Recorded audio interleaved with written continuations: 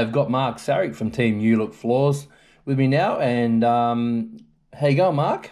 Yeah, great, Craig. Thanks for having me. No worries. Doing good. Yeah, so congratulations, second place on the weekend. Tell us about your day and how that sort of panned out for you and Jamie. Well, obviously we've had a lot of rain, so we opted to go to try a bit of cleaner water. So we started off at the Seaway, fishing the rock pool there, fishing around Wave Break Islands. I think I got one in the well at that point there. Didn't really find too much fish, so we thought after a while we'd make the run up north.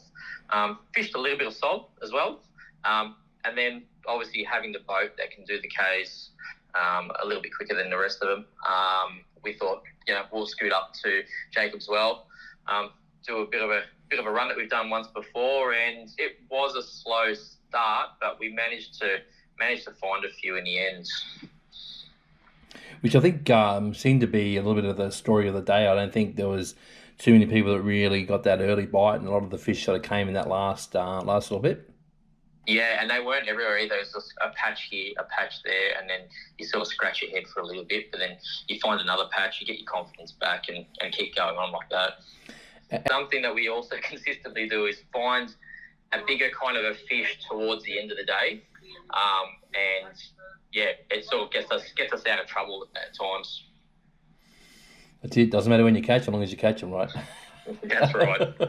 So, tell us a little bit about was there a particular lure that stood out or a technique that stood out for you guys? Mate, we pretty much, we go to basics. So if you look at any of the tackle boxes, it's pretty well stock standard. But the standout for us this time around was definitely the Aquas, the 50 mil in the salt and pepper colour, and always the good old trusty bent minnow. We can't get away from that one. Yeah. Do you with your Aquas, do you cut them down or do you fish them unweighted, or how do you do that?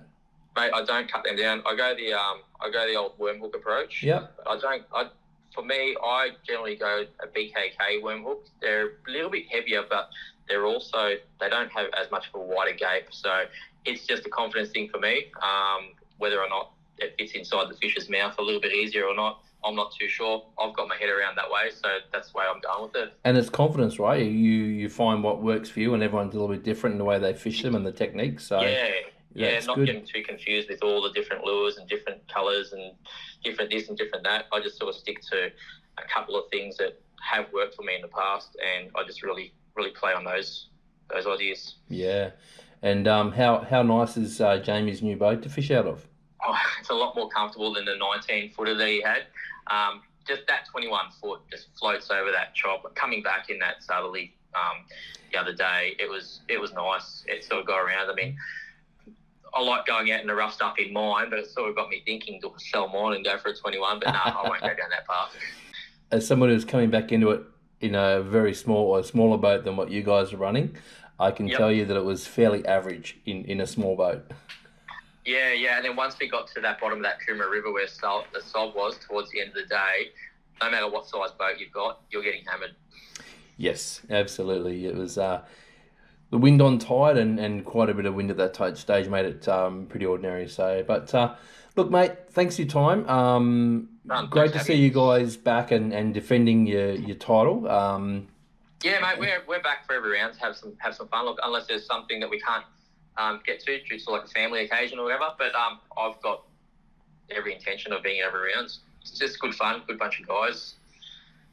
Yeah, it is. It's it's good to see the series going well and being well supported, which we appreciate, and it's good to see some of the teams looking at you guys and going, well, we want to come up and we want to challenge you for the title, which is great to keep you guys thinking about your fishing and I know that you sort of haven't got it easy either way. So, and some great anglers coming through. There's a lot of good guys out there in the series, and there's a lot of guys that spend a lot of time in the water. So it's definitely not an easy feat to take any wins or get up into that pointy ends. I don't know. I think sometimes fishing is a bit of luck, but yeah. And I'll say on behalf of a lot of the guys, thank you, Mark, you and Jamie for the the advice and how willing you are to provide and talk to mate. You're very available, I suppose is a good word, to to the guys starting out. They can be a bit daunted going, holy shit, there's your reigning Australian Open champion, or this and that guy, and that. So the fact that you can, they can feel like they can go up and say g'day and get some knowledge is really really much appreciated. Yeah, absolutely. And it's not just us. There's a few other guys that are exactly the same in that same situation. Yeah.